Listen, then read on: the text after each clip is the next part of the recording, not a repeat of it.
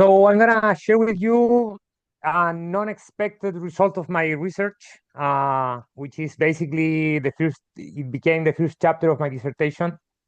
I was kind of in searching for how to theoretically anchor to estimate a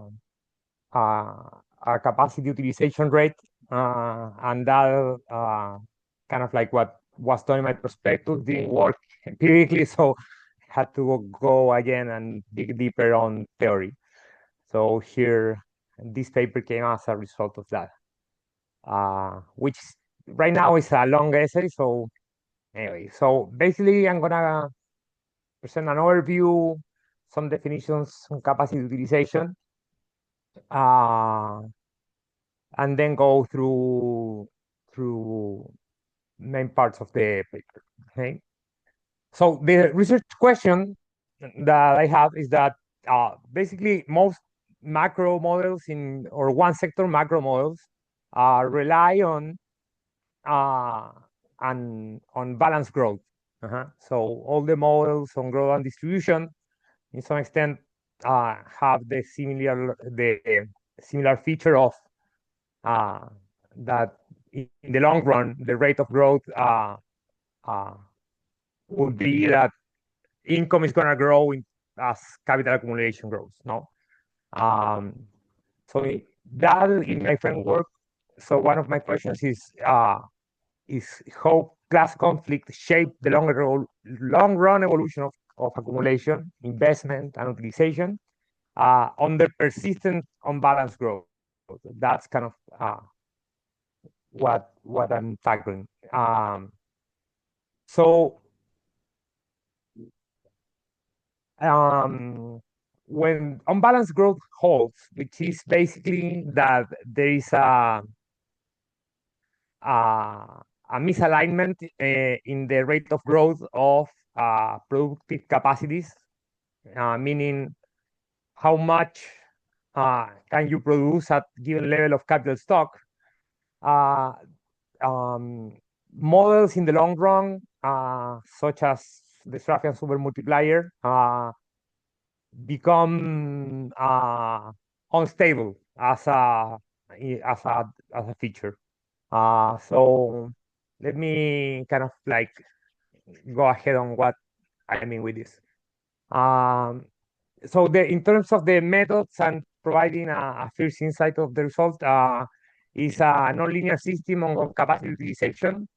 Understanding capacity utilization here as the rate of effective demand to productive capacities, not capital stock, which is a distinction that I'm gonna go over later again. With phi, which is the investment share. So in some extent, I treat the investment share as a proxy of disproportionality in terms of what we would understand of reproduction schemas of volume 2 of capital, but a way of operationalizing in one sector. So that, in some extent, as is the capacity to produce at given level of capital stock, also is endogenous to distribution. And it's endogenous to distribution at given institutional regime, which is lambda in beer caps. Savings and imports are endogenous to distribution. I'm going to show some identification or kind of like equations about it. And the results I have in a nutshell is that I can provide a Marxist reformulation of the Sraffian supermultiplier, reconciling it with Harrodian instability, which is one of the main features that the Sraffian supermultiplier model, which is kind of a fashion now in growth and distribution models, and also in growth regimes, comparative political economy, and a kind of interesting debate between neo-Galileans and Sraffians. So that's one thing.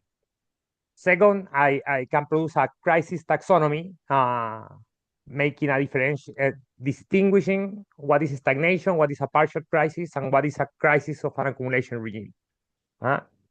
And then I map what is or differentiate what is a policy stabilization from a regime transformation as well. Okay, so some definitions. So this is something I was kind of referring. I normalize for a convention normal utilization at full capacity utilization, which it means is equal to 1 or 100%.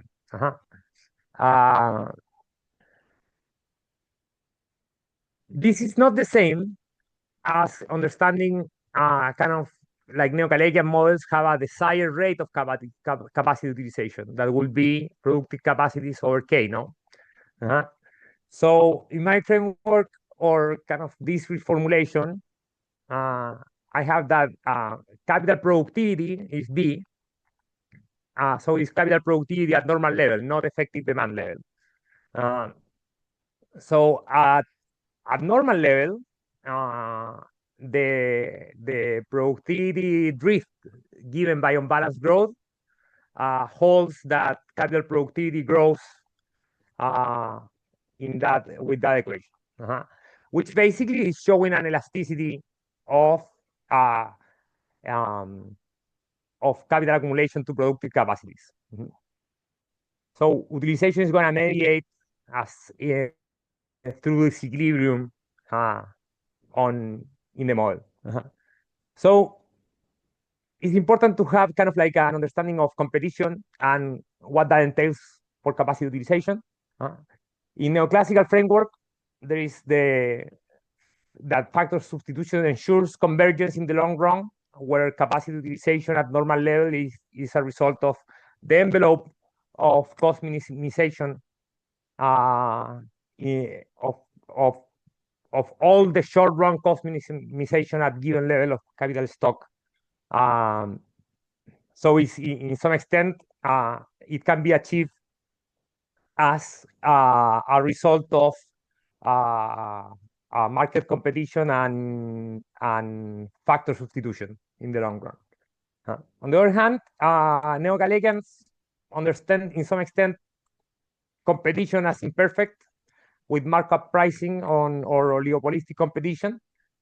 So there is a ratio of income to of productive capacities to capital stock that is desired. It's in some extent it's a strategic behavior that looks for a certain ratio that is adequate, such that the spare capacities allow space for strategical oligopolistic competition. Classicals, on the other hand, don't ditch the markup pricing tradition, and they have an understanding of free competition. Understanding of free competition is kind of like departs from the reconstruction of classical political economy, or isn't the classicals already, but it departs from the reconstruction in Sraffian system, where pricing is relative prices are a result of an input-output system. So we are intersectorial and not merely markup. And that entails, as have been argued recently by Bernengo and Pérez-Calentey, some structuralist Keynesian authors, that markets can be understood as sites of accumulation. So in the long run, in terms of capacity utilization, firms also have kind of reconciled the neo-Calagian insight with the classical insight of free competition. So firms do have like a desired capacity utilization rate, and they consider spare capacities, but in the long run, they hold on a Caldorian closure of balanced growth, such that Y and K are grow at the same rate in the long run. No, capital accumulation and income economic growth grow at the same pace. So in Marxist political economy, and here is where I do a differentiation with classical political economy, what holds for Marx is anarchic competition. So in some extent, it resembles what Anwar Shaikh says of competitive war, or what the Pankar will frame as the logic of capital, no, which refers to the fact to the understanding of capital as a social relation in which both capitalists and workers, social classes, are subordinated to the logic of capital, with the market functioning at their backs, without necessarily, despite having, I don't know, some monopoly power, the market tendencies still shape or constrain monopoly power if it exists. And this, in some extent, can be understood as fetishized accumulation arenas. And that idea is a contribution I'm making on this in terms of distinguishing what is the understanding of competition and markets in Marxist political economy. So then capacity utilization is, I take it as, I conflate it methodologically with normal capacity utilization, full capacity utilization with normal capacity utilization, meaning at one, to anchor an analysis of instability, which is similar of Shaikh does, but I have some different interpretation to Shaikh. So, okay, some other accounts of marginal propensities that are important. So consumption is distributionally driven. No, there is a marginal propensity to consume out of capitalists and another out of workers in terms of shares. And that allows us to identify a marginal propensity to save, which is also distribution driven. And the same with imports. We can say do the same with imports, which are important because that allow us to identify a Keynesian multiplier. So what is the model of the Sraffian super multiplier? In a nutshell, is the Keynesian multiplier, which is, in distinction to the textbook, is endogenous to distribution, but circles around that problem and just compute time variant marginal propensities as shares. No, if I don't know if that clarification question might arise if they exist. So the economic growth then is explained by the investment share dynamics, the rate of growth of the investment share, and the remainder as an autonomous demand rate of growth. The closure here is that capacity utilization changes induce investment share adjustments.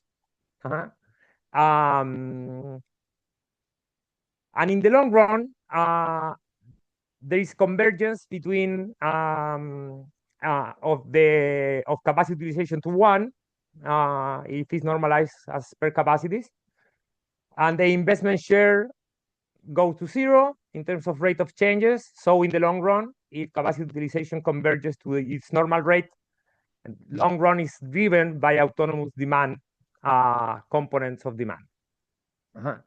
What that means, that exports, government expenditures, and other accounts that are kind of like labeled and defended by the Sraffian supermultiplier model or vouchers of the model, categorize this as autonomous of distribution, non-induced by distribution. I think this conceptualization is weak.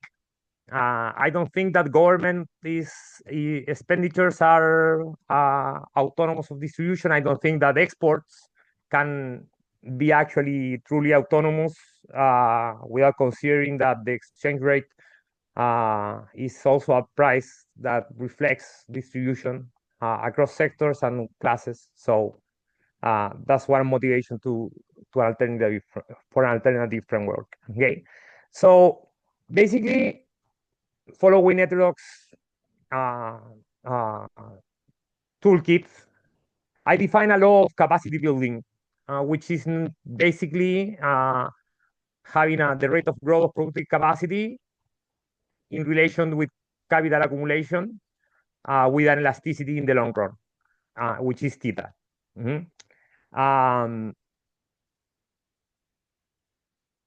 That entails that the only source of demand that is capacity building is capital accumulation. That is an important insight. So other important variables is mechanization, which is here is defined as Q, K over L, and growth rates will look like that. And labor productivity is a function of mechanization.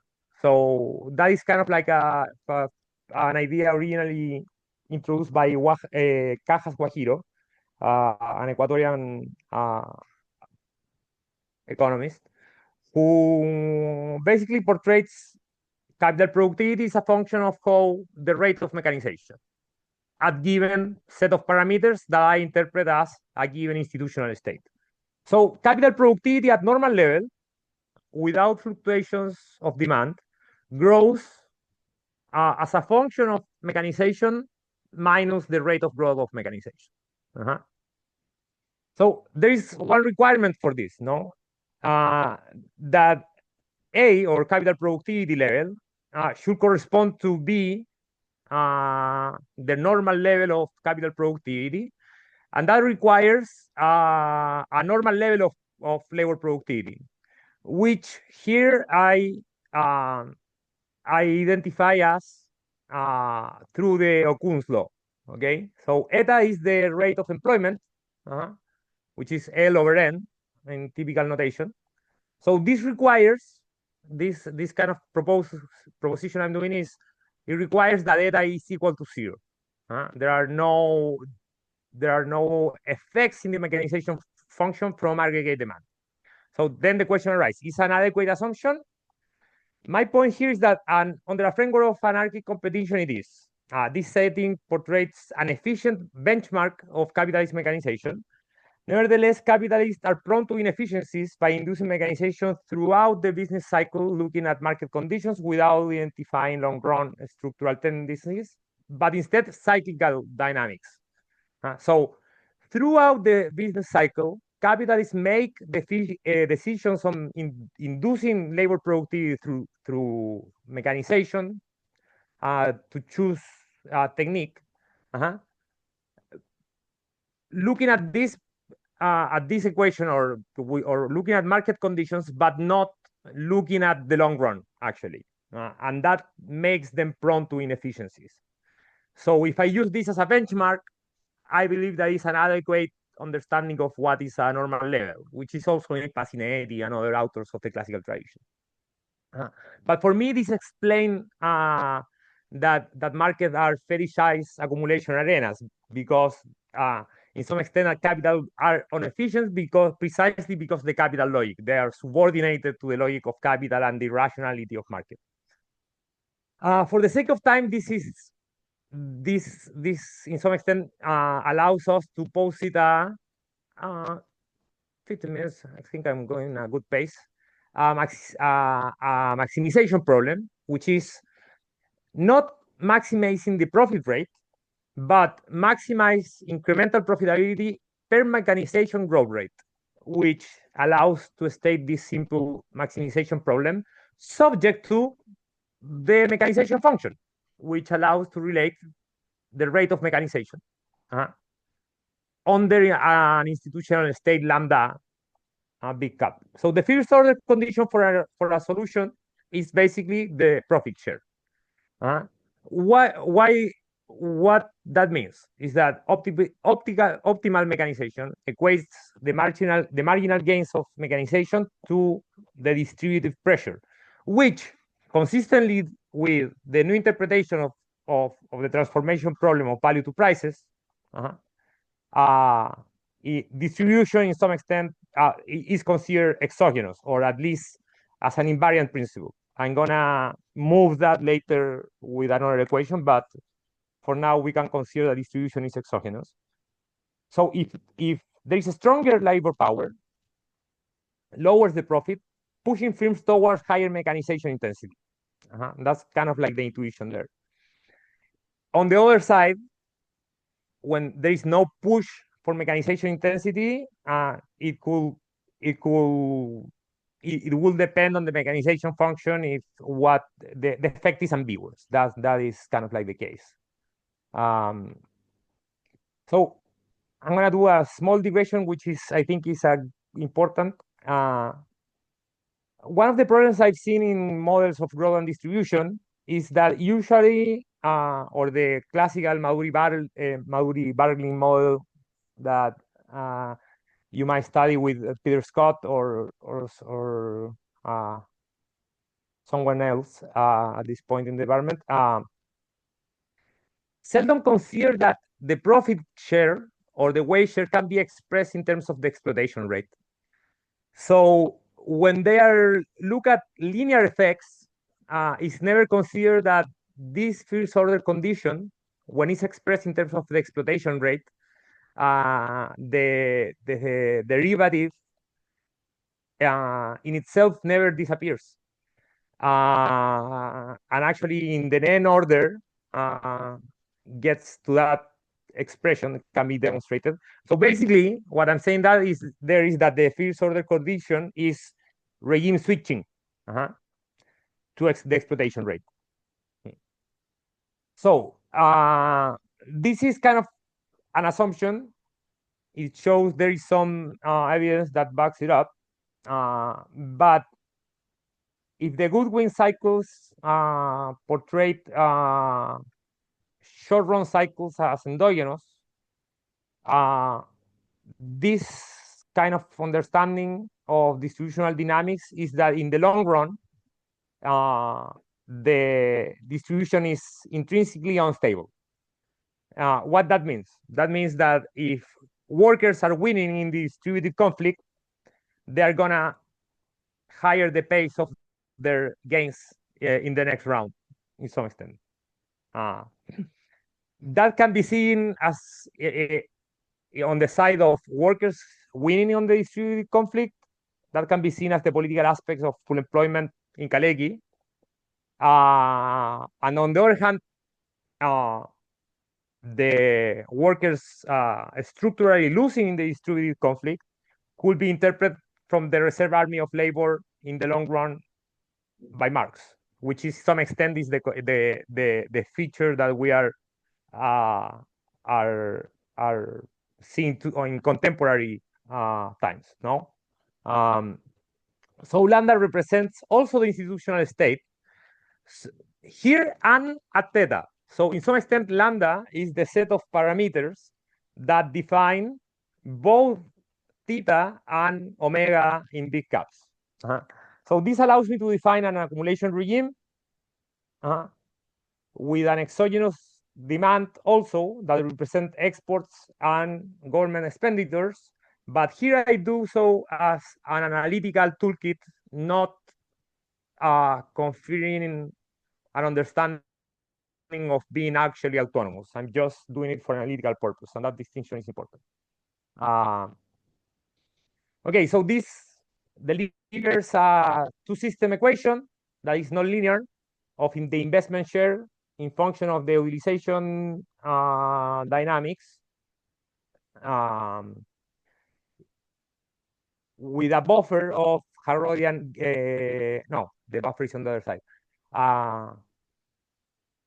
Okay, so investment share in function of utilization and the elasticity or the capacity transformation law, and the same result of the Sraffian supermultiplier, but with a new term, which is the buffer given by Harrodian instability. For being an admissible set, of course, the denominator of the Keynesian multiplier or Sraffian supermultiplier should be positive, and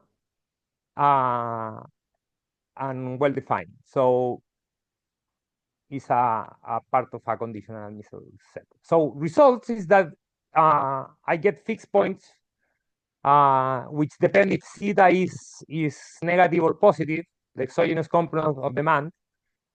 So I have a result that says law is broken, which is different of what is being portrayed for the long run in classical of Marxist political economy. Traditionally, for example, Dumenil and Levy says being Keynesian in the short run and classical in the long run, that is a Marxist political economy, this disagree with that claim. In the long run, capacity utilization has two results, and both of them break full capacity utilization either from below or above. And that result in dynamic equilibrium is going to be a saddle. One branch is going to be a saddle, and the other one is going to be a monotonic convergence. Okay, so basically, if the law of capacity transformation is higher to 1, is the lower side that is a saddle.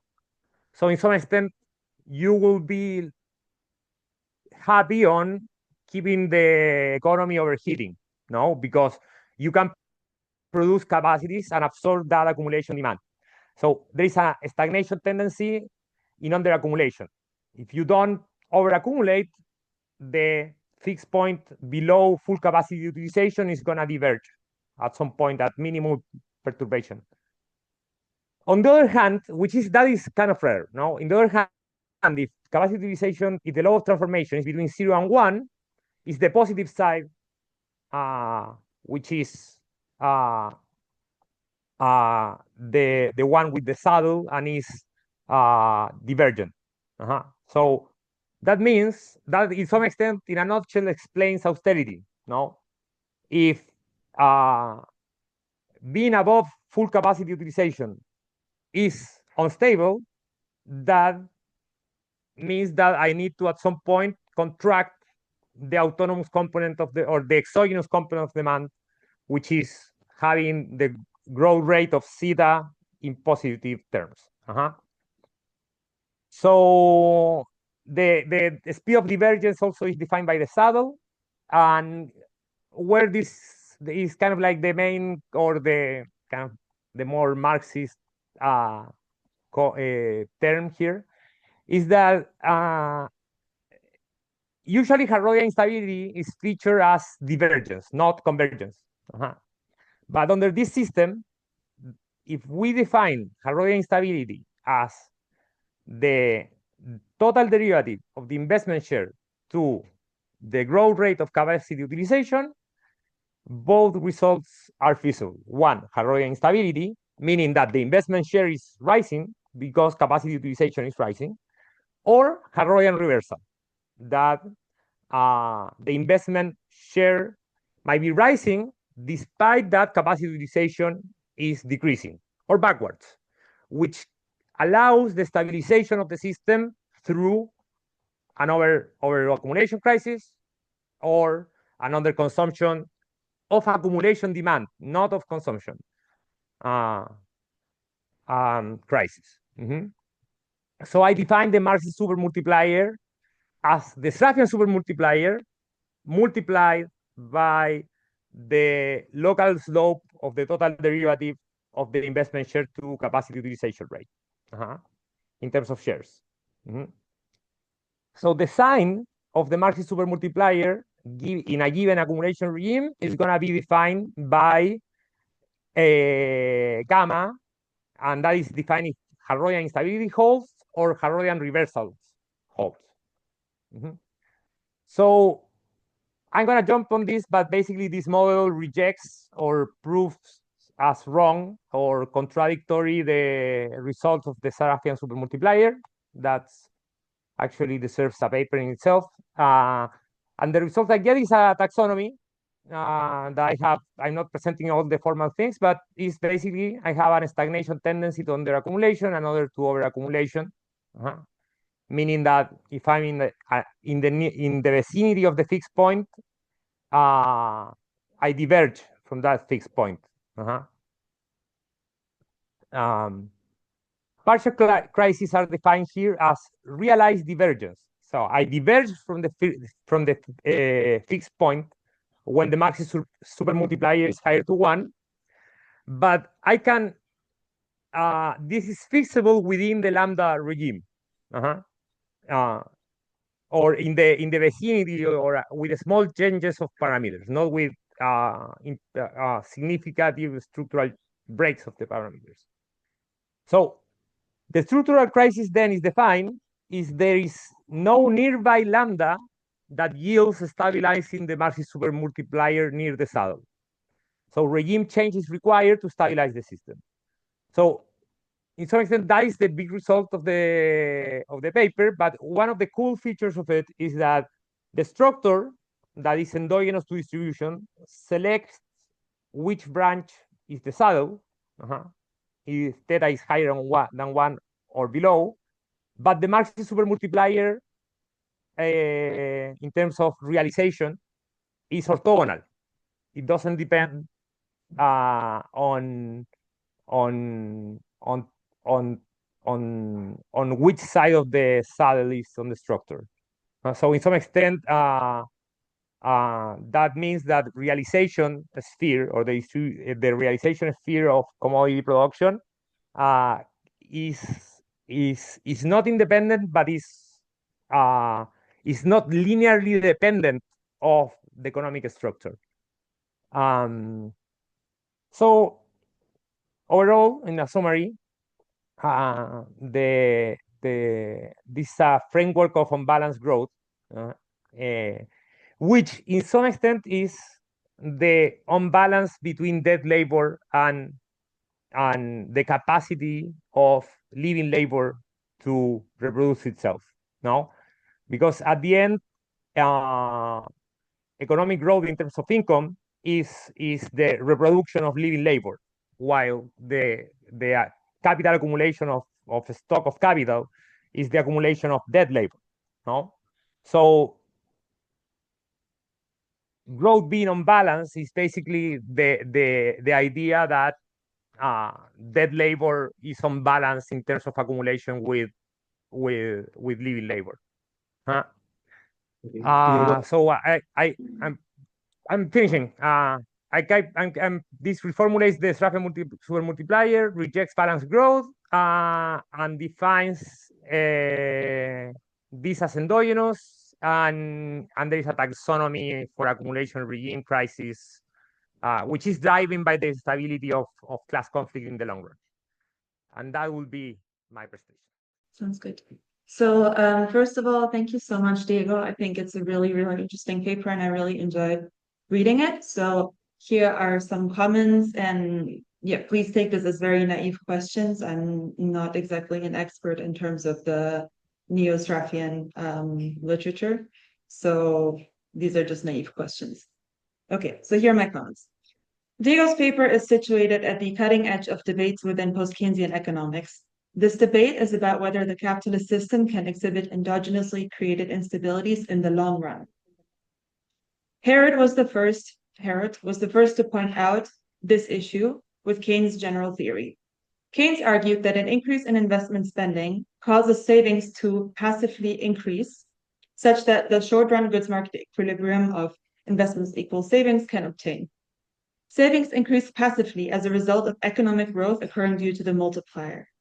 Since the capital stock is assumed to be fixed in the short run, savings are assumed to respond more strongly to the resulting increase in the rate of capacity utilization that comes from the economic growth than investment. Harrod argued that in the long run, where capital stock is assumed to be variable, this assumption is not reasonable. Once an increase in investment demand raises the capacity utilization rate above the desired utilization rate, firms will increase their investment to increase productive capacity, which will further increase the rate of capacity utilization. The result is explosive instability. This is known as the second Harrodian instability problem. Neo-Kaleckians, which is a dominant school within post-Keynesian economics, assume away this problem in the long run by just extending the Keynesian stability condition, which again was that savings respond more strongly, increase more strongly with an increase in the rate of capacity utilization than investment does, to the long run. Some have argued that firms are willing to tolerate extended deviations of their utilization rate from the desired utilization rates.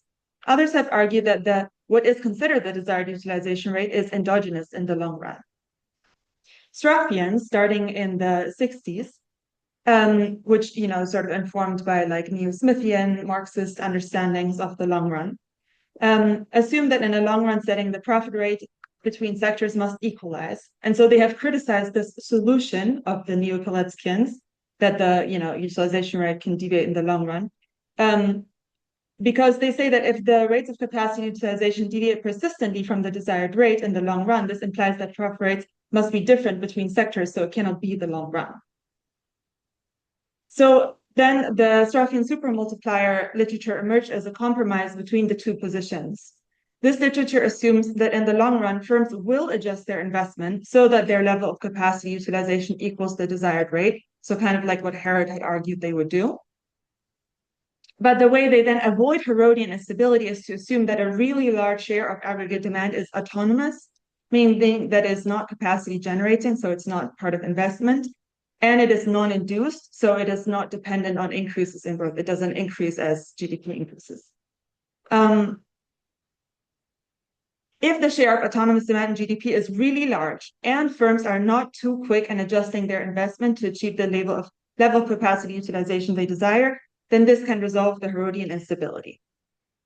Peter Scott, who is a professor at our department, has criticized this literature by arguing that the size of the autonomous demand required for stability to obtain is larger than empirical evidence support. He says it has to be something about like 70% of GDP would have to be autonomous, and that's just not reasonable. He also argues that many of the purported sources of autonomous demand are not, in fact, non-induced, but are actually endogenous, so they move with the business cycle. He also suggests that the supply side, so for example, labor market constraints to growth and accumulation, should be included in the models. And so it is these constraints and other things like stabilizing economic policies that are more promising solutions to Harrodian instability than some assumed fantastically large autonomous demand. This is what Peter argues. Now, Diego greatly advances this literature. He tries to reconcile the Sraffian supermultiplier literature with current literature on Harrodian instability by inventing the concept of the Marxist supermultiplier framework. As we will see, the Marxist supermultiplier brings in the supply side, like Peter suggests, by endogenizing firms' choice of technique to the distribution, which is linked to class struggle and thus also to the labor market, and a given institutional environment. So basically, Diego uses the Sraffian supermultiplier framework. He takes on the SSM, which is the abbreviation for it, framework's closure, which makes the rate of savings endogenous to the distribution between capital and labor in a sort of Keynesian manner. So the higher the wage share, the lower the savings share of GDP. And then he sort of criticizes the SSM literature in the same way Peter does by highlighting that only very few parts of demand are truly autonomous and focusing in on how, for example, investment spending is not autonomous demand. He then builds a model that allows for something akin to Harrodian instability to obtain by including a Harrodian investment function. So contrary to the SSM literature, which assumes that firms respond pretty slowly to a deviation of the rate of capacity utilization from the desired rate, he includes a Harrodian investment function. And then he mitigates the introduced instability by endogenizing firms' choices of technique at a given level of distribution and institutional technical configurations, which he calls the accumulation regime. He basically assumes that theta must not equal to 1, which means that the speed at which labor productivity increases is not necessarily equal to the speed at which mechanization increases, something that, for example, Marx assumed in his argument about the falling rate of profit. And not only does Diego allow for this unbalanced growth, so theta not equal to 1, but he actually makes the level of unbalancedness, so theta, endogenous. Makes it endogenous on the level of the wage share and on whether firms are experiencing increasing or decreasing returns to scale. The result is a dynamic model of the capacity utilization rate and the investment share of GDP. In this model, the autonomous demand, like in the Sraffian supermultiplier model, gives fixed points of long-run growth. And then whether these growth paths are stable or not depends on whether the economy is in an under-accumulation tendency or an over-accumulation tendency. In practice, this will allow Diego in his other chapters to analyze when instability can be stabilized by changes in the autonomous demand, so for example, policy changes, and when a regime change is required. So here are my questions. Again, naive questions. Peter has criticized the Sraffian supermultiplier model literature on empirical grounds, arguing that its endogenous savings closure likely does not succeed in curbing Harrodian instability in reality. Yet you take on the SSM closure. Is this criticism still relevant to your model? My second question is, in your model, the inclusion of Harrodian instability actually acts in a stabilizing way, if I understand it correctly. So to be honest, Could that you was, repeat that, please? yeah, in your model, in the sort of in the last section where you put all the different parts together, the part that is the Harrodian investment function acts in a stabilizing way. It has a negative sign up front. So that was kind of confusing to me, but that may just be my own lack of understanding. So if you could explain one more time how the Harrodian investment function actually creates the possibility of a stabilizing tendency, that would be great. And then in the end, I just also wanted to ask, how does your model include the supply side? So you assume that a high weight share increases the growth rate of the weight share in a sort of self-reinforcing manner. To me, this seems contrary to the cyclical feedback effects that we get, for example, from a Goodwin model. So I was just curious about that. And then when you talk about, what are the sort of stabilizing factors from the supply side, you instead make reference to bottlenecks and to firms' hesitancy in increasing output during a boom due to uncertainty. So I was wondering, in how far sort of does the labor market actually play a stabilizing role, or the supply side play a stabilizing role in your model? And then I'll just end on a few like very brief suggestions, which is that to me as a reader, it would be helpful if in the beginning, so you kind of start out your paper with a discussion of the various definitions of capacity utilization. I, as a reader, would find it more helpful to start with a literature review that identifies the gap in the literature that your model is addressing and foreshadows the findings. That would help me then sort of understand sort of like what is the motivation for building this model. And then instead, I would maybe move the discussion of the capacity utilization from the theoretical perspectives into the meat of the paper. Because sometimes when I was trying to follow your mathematical derivations, I got confused about whether I should now assume that U is equal to 1 or not equal to 1. And so for me, it would have been helpful to actually just have the discussion of why we're making which assumption, like in the meat of the paper. But yeah, overall, I really enjoyed reading this paper, and thank you very much.